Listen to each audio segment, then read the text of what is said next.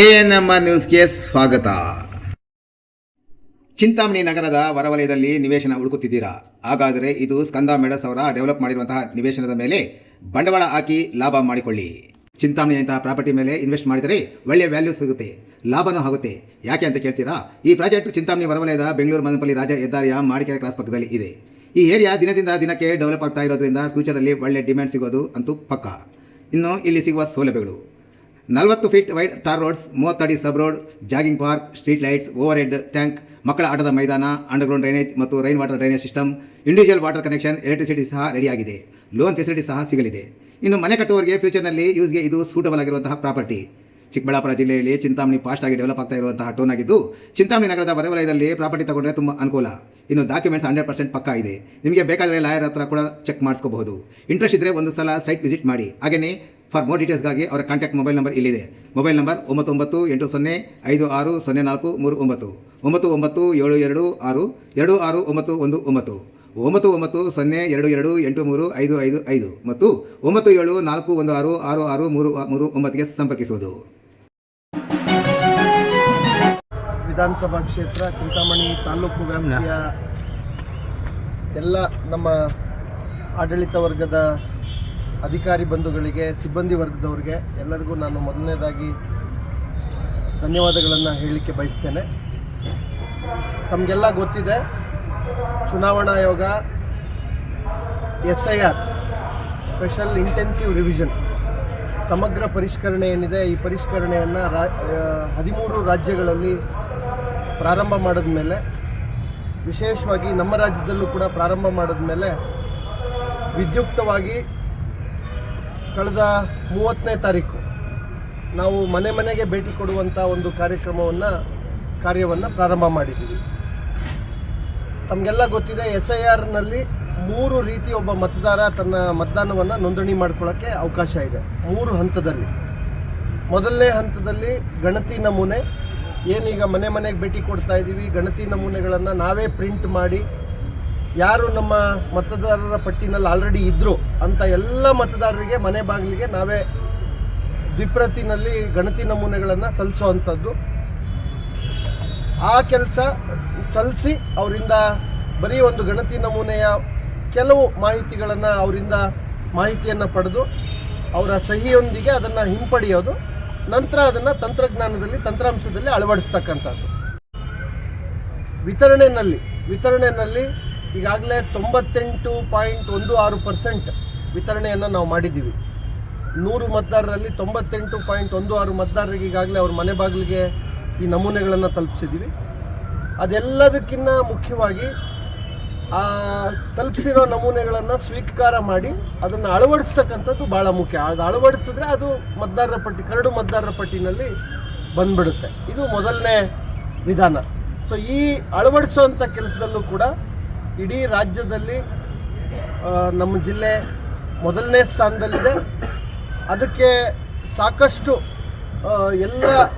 ಇದಕ್ಕೆ ಈ SIRನಲ್ಲಿ ಎಲ್ಲ ಭಾಗಿದಾರರು, ಅದು ಪ್ರಮುಖವಾಗಿ ಮತದಾರರಿರ್ಬೋದು, ಚುನಾವಣಾ ಪಕ್ಷಗಳಿರ್ಬೋದು, ಅವರ ಪ್ರತಿನಿಧಿಗಳಾಗಿ BLA 1, BLA 2ಗಳಿರ್ಬೋದು, ಚುನಾವಣಾ ಪ್ರಕ್ರಿಯೆಯಲ್ಲಿ ಈ SIR ಪ್ರಕ್ರಿಯೆಯಲ್ಲಿ ತಮ್ಮನ್ನು ತಾವು ತೊಡಗಿಸ್ಕೊಂಡು ತುಂಬ ಪರಿಶ್ರಮ ಆಗ್ತಾ ಇರ್ತಕ್ಕಂಥ ಎಲ್ಲ ಇಲಾಖೆಗಳ ಸಿಬ್ಬಂದಿ ವರ್ಗದವರು, ಅಧಿಕಾರಿ ಬಂಧುಗಳು ಎಲ್ಲರೂ ಇರಬಹುದು, ಮಾಧ್ಯಮ ಸನ್ಮಿತ್ರರಿರ್ಬೋದು. ಅಂತಿಮವಾಗಿ ಈ SIRನ ಏನಂತಾರೆ ಹೃದಯ ಭಾಗವಾಗಿರ್ತಕ್ಕಂಥ ಮತದಾರರಿರ್ಬೋದು. ಸೊ ಈಗ 35% ರೀಚ್ ಆಗಿದ್ದೀವಿ. 35.45% ಇಲ್ಲಿವರೆಗೆ ನಾವು ಡಿಜಿಟೈಸ್ ಮಾಡಿದ್ದೀವಿ. ಇದು ಮೊದಲನೇ ಹಂತ. ಆಗೋದಿಲ್ವೋ ಅವರಿಗೆ ಎರಡನೇ ಹಂತವಾಗಿ ಅಂತ ಎಲ್ಲರಿಗೂ ಕೂಡ ನೋಟಿಸನ್ನು ನಾವು ಕೊಡ್ತೀವಿ. ಆ ಹಂತದಲ್ಲಿ ನೋಟಿಸ್ ಕೊಟ್ಟ ಮೇಲೆ ಆ ನೋಟಿಸ್ಗೆ ಅವರು ಉತ್ತರ ಕೊಡೋದ್ರ ಜೊತೆಗೆ ಒಂದು ಡಿಕ್ಲರೇಷನ್, ಒಂದು ಘೋಷಣಾ ಪತ್ರ ಕೊಡಬೇಕು. ಮತ್ತು 11 ದಾಖಲೆಗಳು ಏನು ಚುನಾವಣಾ ಆಯೋಗ ನಿಗದಿಪಡಿಸಿದೆ ಆ ದಾಖಲೆಗಳಲ್ಲಿ ಒಂದು ದಾಖಲೆಯನ್ನು ಕೊಡಬೇಕು. ಚುನಾವಣಾ ನೋಂದಣಾಧಿಕಾರಿಗಳ ಮುಂದೆ ವಿಚಾರಣೆಗೆ ಹಾಜರಾಗಬೇಕು. ಅದಾದಮೇಲೆ ಅವರು ಮತದಾರರ ಪಟ್ಟಿನಲ್ಲಿ ನೋಂದಣಿ ಆಗ್ತಾರೆ. ಇದು 2ನೇ ವಿಧಾನ. 3ನೇ ವಿಧಾನ, ಈ 2ನೇ ವಿಧಾನ ಸ್ಟಾರ್ಟ್ ಆಗುವಂಥದ್ದು ಆಗಸ್ಟ್ 5ನೇ ತಾರೀಕಿಂದ. 3ನೇ ವಿಧಾನ ಹೊಸದಾಗಿ ಯಾರು ಮತದಾರರ ಪಟ್ಟಿನಲ್ಲಿ ಸೇರ್ಪಡೆ ಆಗಬೇಕು ಅಂತ ಅಂದ್ಕೊಳ್ತಾರೆ, ನಾವು ನೋಟಿಸ್ ಕೊಡೋದಿಲ್ಲ. ಈಗ ನಾವು ನೋಟಿಸ್ ಯಾರಿಗೆ ಕೊಡ್ತೀವಿ, ಆಲ್ರೆಡಿ ಮತದಾರರ ಪಟ್ಟಿನಲ್ಲಿ ಇರೋರಿಗೆ ಮಾತ್ರ ಕೊಡ್ತೀವಿ. ಈ ಗಣತಿ ನಮೂನೆನ ನಮ್ಗೆ ಹಿಂದಿರುಗಿಸದೇ ಇದ್ರೆ ಅಂಥವ್ರಿಗೆ ಕೊಡ್ತೀವಿ. ಆದರೆ ಮತದಾರರ ಪಟ್ಟಿನಲ್ಲೇ ಇಲ್ಲ, ಈ ಹೊಸದಾಗಿ 18 ವರ್ಷ ತುಂಬಿರೋ ಅಂಥವ್ರು ಅಥವಾ ಇದುವರೆಗೂ ಮತದಾರರ ಪಟ್ಟಿನಲ್ಲೇ ಬಂದಿಲ್ಲ ಅಂತಕ್ಕಂಥವ್ರಿಗೆ 3ನೇ ವಿಧಾನ ಇದೆ. ಆ 3ನೇ ವಿಧಾನನೂ ಕೂಡ ಅದೇ ದಿನಾಂಕದಂದು 5/8ರಿಂದನೇ ಆ ವಿಧಾನನೂ ಕೂಡ ಪ್ರಾರಂಭ ಆಗುತ್ತೆ. ಅದು ಹೊಸದಾಗಿ ನಮೂನೆ 6 ಕೊಡುವಂಥದ್ದು. ಆ ಹೊಸದಾಗಿ ನಮೂನೆ 6 ಕೊಡಬೇಕಾದ್ರೂ ಡಿಕ್ಲರೇಷನ್ ಕೊಡಬೇಕು, ದಾಖಲೆಗಳನ್ನು ಕೊಡಬೇಕು, ಪ್ಲಸ್ ನಮೂನೆ 6 ಕೊಡಬೇಕು.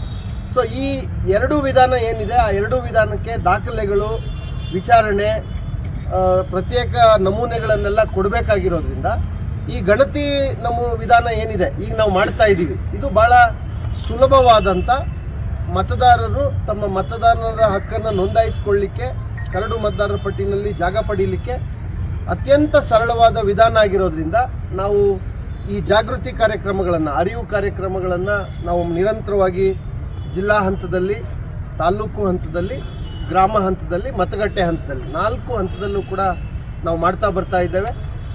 ಅದರ ಭಾಗವಾಗಿ ಇವತ್ತು ನಮ್ಮ ERO ಅವರಾಗಲಿ, AERO ಅವರು, 2 AEROಗಳಿದ್ದಾರೆ, ತಹಸೀಲ್ದಾರ್ ಇದ್ದಾರೆ, ಜೊತೆಗೆ ಆಯುಕ್ತರಿದ್ದಾರೆ. ಇಡೀ ಸ್ವೀಪ್ ಆ್ಯಕ್ಟಿವಿಟಿ ಗ್ರಾಮೀಣ ಭಾಗದಲ್ಲಿ BLOಗಳಿಗೆ ಸಹಕಾರ ಕೊಡುವಂಥದ್ದು, ಈ ಸ್ವೀಪ್ ಆ್ಯಕ್ಟಿವಿಟಿ ಇವನ್ನೆಲ್ಲ ನೋಡಲಿಕ್ಕೆ ನಮ್ಮ EO ಅವರು ಕೂಡ ನೇತೃತ್ವವನ್ನು ವಹಿಸಿ ನೋಡ್ತಾ ಇದ್ದಾರೆ. ಇದ್ರ ಜೊತೆ ಅವರಿದ್ದಾರೆ, BEO ಅವರಿದ್ದಾರೆ. ಈಗ ನಾನು ಈಗ ತಾನೇ ಕೇಳ್ಪಟ್ಟೆ, BRCಗಳು, CRPಗಳು ಒಂದು ರೀತಿ ನಮ್ಮೆಲ್ಲರ ಜವಾಬ್ದಾರಿ ಅನ್ನೋ ಭಾವನೆಯಲ್ಲಿ ತಾವೆಲ್ಲ ಈ ತಾಲೂಕಿನಲ್ಲಿ ಮತದಾರರ ಈ ವಿಧಾನಸಭಾ ಕ್ಷೇತ್ರದ ವ್ಯಾಪ್ತಿನಲ್ಲಿ ತಾವೆಲ್ಲ ಕೆಲಸ ಮಾಡ್ತಾ ಇದ್ದೀರಾ. ಹಾಗಾಗೇ ಈ ಭಾವನೆಯಲ್ಲಿ ಇಡೀ ಜಿಲ್ಲೆಯಲ್ಲಿ ಕೆಲಸ ಆಗ್ತಾ ಇರೋದ್ರಿಂದನೇ ಜಿಲ್ಲೆ 1ನೇ ಸ್ಥಾನದಲ್ಲಿದೆ. ನಿನ್ನೆ ರಾಜ್ಯ ನಮ್ಮ ಚುನಾವಣಾ ಆಯೋಗದ ಪ್ರತಿನಿಧಿಗಳಾಗಿ ಏನು CEO ಅವರು ನಮ್ಮ ರಾಜ್ಯದಲ್ಲಿದ್ದಾರೆ, ಅನ್ಬುಕುಮಾರ್ ಸರ್ರು, ಹಿರಿಯ IAS ಅಧಿಕಾರಿಗಳು ಸರ್ರು ಕೂಡ ನಮ್ಮ ಜಿಲ್ಲೆಯ ಪ್ರಗತಿ ಮತ್ತು ಕ್ಷೇತ್ರ ಪರಿಶೀಲನೆ ಇವೆಲ್ಲವಕ್ಕೂ ಕೂಡ ಬಂದಿದ್ದರು.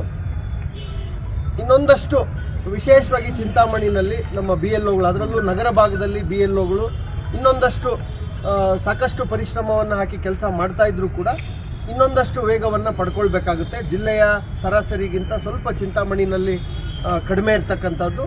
ಹಾಗಾಗಿಯೇ ಇವತ್ತು ಈ ಜಾಥಾ, ಅರಿವು ಮೂಡಿಸ್ತಕ್ಕಂಥದ್ದು, ಬೈಕ್ ರ್ಯಾಲಿ ಇವನ್ನೆಲ್ಲ ಇಟ್ಕೊಂಡಿದ್ದಾರೆ ತಾಲೂಕು ಆಡಳಿತದ ವತಿಯಿಂದ. ಸೊ ಅದರಲ್ಲಿ ನಾನು ಕೂಡ ಭಾಗಿಯಾಗಿದ್ದೀನಿ. ಮತದಾರರಿಗೆ ಮಾಹಿತಿ ಕೊಡುವಂಥದ್ದು, ಅರಿವು ಮೂಡಿಸ್ತಕ್ಕಂಥದ್ದು ಒಂದು ಭಾಗ ಆದರೆ, ಮತದಾನದ ಪ್ರಕ್ರಿಯೆಯಲ್ಲಿ ಏನು ನಾವು ನೇರವಾಗಿ ಭಾಗಿಗಳಾಗಿದ್ದೀವಿ, ಅಧಿಕಾರಿಗಳು, ಸಿಬ್ಬಂದಿ ವರ್ಗದವರು, ನಾವು ಜಾಗೃತಿ ತಗೊಳ್ಳೋದು ಭಾಳ ಮುಖ್ಯ. ನಾವು ಸಂಕಲ್ಪ ಮಾಡಬೇಕಾಗಿದೆ, ಈ ಗಣತಿ ನಮೂನೆಯಲ್ಲೇ ಕನಿಷ್ಠ 90% ನಾವು ಇವಾಗಲೇ ಎಲ್ಲ ಗಣತಿ ನಮೂನೆಗಳನ್ನು ಹಿಂಪಡೆದು ಅವರನ್ನು ನೋಂದಾಯಿಸ್ತೀವಿ ಅಂತೇಳಿ.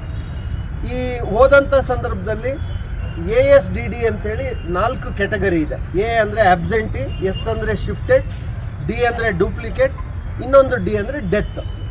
ಈ 4 ಕ್ಯಾಟಗರಿಗಳಲ್ಲಿ ಯಾರಾದರೂ ನಾವು ಮನೆಗೆ ಹೋದಂಥ ಸಂದರ್ಭದಲ್ಲಿ ಶಿಫ್ಟೆಡ್ ಆಗಿದ್ದಾರೆ, ಯಾವುದೋ ಊರಿನಿಂದ ಯಾವುದೋ ಒಂದು ಕೆಲಸಕ್ಕೆ ಅಂತೇಳಿ ಇಡೀ ಕುಟುಂಬ ಬಂದಿತ್ತು, ಮುಗೀತು, 3-4 ವರ್ಷದಿಂದನೇ ಅವ್ರು ಖಾಲಿ ಮಾಡಿ ಹೋಗ್ಬಿಟ್ರು, ಅವರಿಲ್ಲ ಅಂಥವ್ರು ಇದ್ದಾರೆ. ಆಬ್ಸೆಂಟಿ ವೋಟರ್ಸ್, ಅವ್ರು ಎಲ್ಲಿದ್ದಾರೆ ಅಂತ ಯಾರಿಗೂ ಗೊತ್ತಿಲ್ಲ, ಪಕ್ಕದ ಮನೆಯವ್ರಿಗೂ ಗೊತ್ತಿಲ್ಲ, ಹಿಂದೆ ಯಾವಾಗೋ ಇದ್ದರು, ಈಗಿಲ್ಲ ಅವರು. ಅದು 2ನೇ ಕ್ಯಾಟಗರಿ. 3ನೇದು ಡೆತ್, ಮರಣ ಹೊಂದಿದ್ದಾರೆ ಆದರೆ ಇನ್ನೂ ಮತದಾರರ ಪಟ್ಟಿನಲ್ಲಿ ಅವ್ರ ಹೆಸರಿದೆ. 4ನೇದು ಹಳ್ಳಿನಲ್ಲೂ ಮತದಾನ ಇಟ್ಕೊಂಡಿದ್ದಾರೆ, ಟೌನ್ನಲ್ಲೂ ಕೂಡ ಮತದಾನ ಇಟ್ಕೊಂಡಿದ್ದಾರೆ, ಡೂಪ್ಲಿಕೇಟ್. 2 ಭಾಗಗಳಲ್ಲಿ, 2 ಕಡೆಗಳಲ್ಲಿ ತಮ್ಮ ಮತದಾನಗಳನ್ನು ಇಟ್ಕೊಂಡಿದ್ದಾರೆ. ಈ ಪಟ್ಟಿ ಕೊಡಲಿಲ್ಲ ಅಂದರೆ ಫಸ್ಟ್ ಅವ್ರು ಈ ಪಟ್ಟಿನಲ್ಲಿದ್ದಾರಾ, ಈ ಕ್ಯಾಟಗರಿನಲ್ಲಿ 4ರಲ್ಲಿ ಮತದಾರ ಇದ್ದಾರಾ ಅಂತ ನೋಡ್ಕೋಬೇಕು. ಇದ್ದರೆ ಪ್ರತಿಯೊಬ್ಬರಿಗೂ ಪ್ರತ್ಯೇಕ ಫೈಲನ್ನು ಮಾಡಿ, ಡೆತ್ ಆಗಿದ್ದರೆ ಡೆತ್ ಸರ್ಟಿಫಿಕೇಟ್ ತೊಗೋಬೇಕು ಅಥವಾ ಅವರ ಕುಟುಂಬ ಸದಸ್ಯರ ಹೇಳಿಕೆಗಳನ್ನು ತಗೋಬೇಕು. ಶಿಫ್ಟೆಡ್ ಆಗಿದ್ದರೆ ಸುತ್ತ ಮಹಜರ್ ಮಾಡಿ 5 ಜನ ಸುತ್ತಮುತ್ತಲಿನ ಅಕ್ಕಪಕ್ಕದ ಮನೆಯವರ ಹೇಳಿಕೆಗಳನ್ನು ಪಡೆದು ನೈಜವಾಗಿ ಅವ್ರು ಇಲ್ಲಿಲ್ಲ ಅನ್ನೋದನ್ನು ಖಾತ್ರಿಪಡಿಸ್ಕೊಂಡು ತಾವು ದಾಖಲೀಕರಣ ಮಾಡ್ಕೋಬೇಕು. ಆಬ್ಸೆಂಟಿ ಇದ್ದರೂ ಅದನ್ನೇ ಮಾಡಬೇಕಾಗುತ್ತೆ. ನೆಕ್ಸ್ಟ್ ಡೂಪ್ಲಿಕೇಟ್ ಇದ್ದರೆ ಅವರು ಇಲ್ಲಿ ಕೊಡೋದೇ ಇಲ್ಲ. ಸೊ ಈಗ ಇವ್ರದ್ದಾಲೆ ಇಂಥ ಮತಗಟ್ಟೆಯಲ್ಲಿ ಮತದಾನ ಇರೋದ್ರಿಂದ ಅವರು ಕೊಡದೆ ಇಲ್ಲಿ ನಮೂನೆಯನ್ನು ಹಿಂದಿರುಗಿಸಿಲ್ಲ ಅನ್ನೋದನ್ನು ನೀವು ಉಲ್ಲೇಖ ಮಾಡಿ ಅದಕ್ಕೂ ಕೂಡ ಒಂದು ಮಹಜರ್ ಮಾಡ್ಕೋಬೇಕಾಗುತ್ತೆ. ಈ ರೀತಿ ಕೈ ಬಿಡೋ ಅಂತ ಪ್ರತಿಯೊಬ್ಬ ಮತದಾರನಿಗೂ ಕೂಡ ಸ್ಪಷ್ಟವಾದಂಥ ಉತ್ತರಗಳು ನಮ್ಮ ಹತ್ರನೇ ಇರಬೇಕಾಗುತ್ತೆ. ಆ ಎಲ್ಲ ಕೆಲಸವನ್ನು ನಾನು ಅದಕ್ಕೆ ಹೇಳಿದೆ, ಸ್ವೀಪ್ ಆ್ಯಕ್ಟಿವಿಟಿ ಬರೀ ನಾಗರಿಕರಿಗೆ ಅರಿವು ಮೂಡಿಸೋದಷ್ಟೇ ಅಲ್ಲ, ಚುನಾವಣಾ ಪ್ರಕ್ರಿಯೆಯಲ್ಲಿ ತೊಡಗಿಕೊಂಡಿರ್ತಕ್ಕಂಥ ನಮಗೂ ಕೂಡ ಇದು ಒಂದು ರೀತಿ ನಮ್ಮನ್ನು ನಾವು ಅಪ್ಗ್ರೇಡ್ ಮಾಡ್ಕೊಳ್ಳೋವಂಥದ್ದು, ಅಪ್ಡೇಟ್ ಮಾಡ್ಕೊಳ್ಳೋವಂಥದ್ದು, ಮಾಹಿತಿಗಳನ್ನು ಇಟ್ಕೊಂಡು ಕೆಲಸ ಮಾಡೋವಂಥದ್ದು ಇದೆಲ್ಲ ಕೂಡ ಮುಖ್ಯ ಆಗುತ್ತೆ. ಸೊ ಆ ನಿಟ್ಟಿನಲ್ಲಿ ಕೆಲಸ ಮಾಡೋಣ ಅಂತ ಹೇಳ್ತಾ, ಚಿಂತಾಮಣಿ ನಾನಾಗಲೇ ಹೇಳಿದೆ, ಮುಂದಿನ 1 ವಾರದಲ್ಲಿ ತಾವೆಲ್ಲ ಮತ್ತೆ ಮೊದಲನೇ ಹಂತದಲ್ಲಿ ಗಣತಿ ಹಂತದಲ್ಲಿ ಕೆಲಸ ನೀವು ಮಾಡಲಿಲ್ಲ ಅಂದರೆ ಅದು ಯಾರೇ ಇರಲಿ, 2ನೇ ಹಂತದಲ್ಲಿ ತಾವೇ ಮಾಡಬೇಕಾಗುತ್ತೆ. ಈ ಎಂಟೈರ್ ಪ್ರೋಸೆಸ್ಸು ಒಂದು ಮತಗಟ್ಟೆಗೆ ಯಾರು ಅಪಾಯಿಂಟ್ ಆಗಿದ್ದಾರೆ, ಸೂಪರ್ವೈಸರ್ಸ್ ಯಾರು ಅಪಾಯಿಂಟ್ ಆಗಿದ್ದಾರೆ, ನೋಡಲ್ ಆಫೀಸರ್ ಯಾರು ಅಪಾಯಿಂಟ್ ಆಗಿದ್ದಾರೆ, AEROಗಳು ಯಾರು ಅಪಾಯಿಂಟ್ ಆಗಿದ್ದಾರೆ, ERO ಯಾರು ಅಪಾಯಿಂಟ್ ಆಗಿದ್ದಾರೆ, ಇಷ್ಟೇ ಜನದ ಜವಾಬ್ದಾರಿ. ಹಾಗಾಗಿ ತಾವು ಈ ಹಂತದಲ್ಲಿ ಸುಲಭವಾಗಿ ಮಾಡಲಿಲ್ಲ ಅಂದರೆ ಮುಂದಿನ ಹಂತಗಳಲ್ಲಿ ಮನೆಗೆ ಹೋಗಿ ನೋಟಿಸ್ ಕೊಡಬೇಕು, ಅವ್ರ ಹತ್ರ ಎಲ್ಲ ದಾಖಲೆಗಳನ್ನು ಕಲೆಕ್ಟ್ ಮಾಡಬೇಕು, ಅವ್ರನ್ನ ವಿಚಾರಣೆ ಕರ್ಕೊಂಡು ಹೋಗಬೇಕು. ಈ ನಿಮ್ಮ ಜವಾಬ್ದಾರಿ 4 ಪಟ್ಟು ಜಾಸ್ತಿಯಾಗಿ ಹೋಗ್ಬಿಡು. ಈಗ 5 ನಿಮಿಷದಲ್ಲಾಗೋ ಕೆಲಸ ಮುಂದೆ 2 ಗಂಟೆ ಆದರೂ ಒಬ್ಬೊಬ್ಬರಿಗೆ ನೀವು 1 ಅವರ್ ಸ್ಪೆಂಡ್ ಮಾಡಬೇಕಾಗುತ್ತೆ. ಸೊ ಇದು ಮಾಡೋದು ಬೇಡ ಅಂತಲೇ ನಾವು ಈಗ ತಮಗೆ ಎಲ್ಲ BLOಗಳಿಗೂ ಅರಿವನ್ನು ಮೂಡಿಸಿ, ನಾಗರಿಕರಿಗೂ ನೀವು ಅರಿವನ್ನು ಮೂಡಿಸಿ, ನಾಗರಿಕರಿಗೂ ಕೂಡ ಭಾಳ ಸುಲಭವಾದಂಥ ವಿಧಾನ ಇದು ನೋಂದಣಿ ಮಾಡ್ಕೊಳ್ಳಿಕ್ಕೆ. ಅವ್ರಿಗಿಂದ ಯಾವ ದಾಖಲೆನೂ ನಾವು ಕೇಳಲ್ಲ, ಅವರು ಎಲ್ಲಿ 2002ರಲ್ಲಿ ಎಲ್ಲಿದ್ರು ಏನು ಅಂತೇಳಿ ನಾವೇ ಮಾಹಿತಿ ಕೊಡ್ತೀವಿ. ಅವ್ರು ಜಸ್ಟ್ ಫಿಲ್ ಮಾಡಿ ಒಂದು ಸಿಗ್ನೇಚರ್ ಹಾಕಿ ಆ ನಮೂನೆಯನ್ನು ಮಾತ್ರ ನಮಗೆ ವಾಪಸ್ ಕೊಡುವಂಥದ್ದು. ಸಾಕಷ್ಟು ಕಡೆಗಳಲ್ಲಿ ಸೂಚನೆ ಕೊಟ್ಟಿದ್ದೀವಿ. ನಾಗರಿಕರಿಗೆ ಅದನ್ನು ನಮೂನೆ ತುಂಬಲಿಕ್ಕೆ ಎಲ್ಲ ರೀತಿಯ ಸಹಕಾರವನ್ನು ನಮ್ಮ BLOಗಳೇ ಕೊಡಬೇಕು ಅಂತ ಕೂಡ ಸೂಚನೆ ಕೊಟ್ಟಿದ್ದೀವಿ.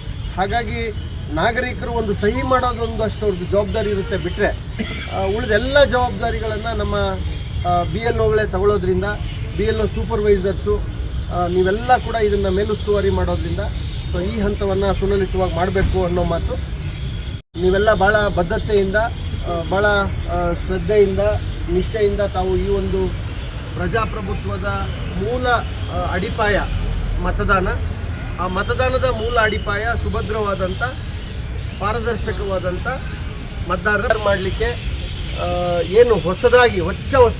ಹಾಗಾಗಿ ಇದರಲ್ಲಿರ್ತಕ್ಕಂಥ ಎಲ್ಲ ನ್ಯೂನ್ಯತೆಗಳು ಎಲ್ಲವೂ ಹೋಗೋದ್ರಿಂದ ಇದು ಭಾಳ ಕರಾರುವಾಕಾದ ಮತದಾರ ಪಟ್ಟಿ. ನೀವೆಲ್ಲ ಸಹಕಾರ ಮಾಡ್ತಾ ಇದ್ದೀರಾ. ನಿಮ್ಮ ಈ ಸಹಕಾರ ಮತ್ತು ನಿಮ್ಮ ಈ ಪರಿಶ್ರಮ, ಈ ಕೆಲಸ, ಈ ಕಾರ್ಯ ಮುಂದುವರಿಲಿ. ತಮ್ಮೆಲ್ಲರಿಗೂ ನಾನು ಜಿಲ್ಲಾಡಳಿತದ ವತಿಯಿಂದ ಜಿಲ್ಲಾ ಚುನಾವಣಾಧಿಕಾರಿಯಾಗಿ ಅಭಿನಂದನೆಗಳನ್ನು ಕೂಡ ಸಲ್ಲಿಸ್ತೇನೆ.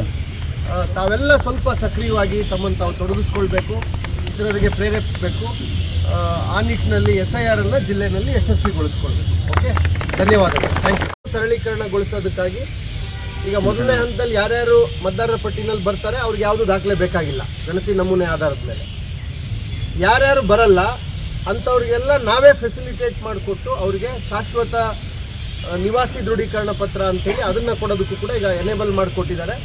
ಸೊ ಈಗಲೇ ನಾವು ಅದನ್ನು ಮಾಹಿತಿ ಕೊಟ್ಟರೆ ಸುಮ್ಮನೆ ಅವಶ್ಯಕತೆ ಇಲ್ಲದಿದ್ದರೂ ಎಲ್ಲರೂ ಬಂದು ರಶ್ ಮಾಡ್ತಾರೆ ಅಂಥೇಳಿ ನಾವು ಅದನ್ನು ನಂತರದ ಹಂತದಲ್ಲಿ ಯಾರ್ಯಾರಿಗೆ ಅವಶ್ಯಕತೆ ಇದೆ ಅಂಥವ್ರಿಗೆ ಕೊಡುವಂಥ ವ್ಯವಸ್ಥೆಯನ್ನು ನಾವು ಮುಂದಿನ ದಿನಗಳಲ್ಲಿ ಕಂದಾಯ ಇಲಾಖೆಯಿಂದ ಅದನ್ನು ನಾವು ಮಾಡ್ತೇವೆ. ನಗರ ಸ್ಥಳೀಯ ಸಂಸ್ಥೆ ಮತ್ತು ಗ್ರಾಮ ಪಂಚಾಯತಿ ಎಲ್ಲಿ ಬೇಕಾದರೂ ಅರ್ಜಿಗಳನ್ನು ಸಲ್ಲಿಸ್ಬೋದು. ಆ ಇಲಾಖೆಗಳಿಗೂ ಕೂಡ ಈಗಾಗಲೇ ಸೂಚನೆ ಇದೆ. ಅರ್ಜಿಗಳು ಎಲ್ಲೇ ಸಲ್ಲಿಸಿದ್ರು ಕೂಡ ಅದಕ್ಕೆ ಆ ಸರ್ಟಿಫಿಕೇಟ್ನ ಕೊಡೋ ಕೆಲಸವನ್ನು ತಹಸೀಲ್ದಾರ್ ಹಂತದಲ್ಲಿ ಅದನ್ನು ಮಾಡ್ತಾರೆ. ಯಾರ್ಯಾರಿಗೆ ಕೊಡಬೇಕು ಅದನ್ನು ನಾವೇ ಫೆಸಿಲಿಟೇಟ್ ಮಾಡಿಕೊಡ್ತೀವಿ.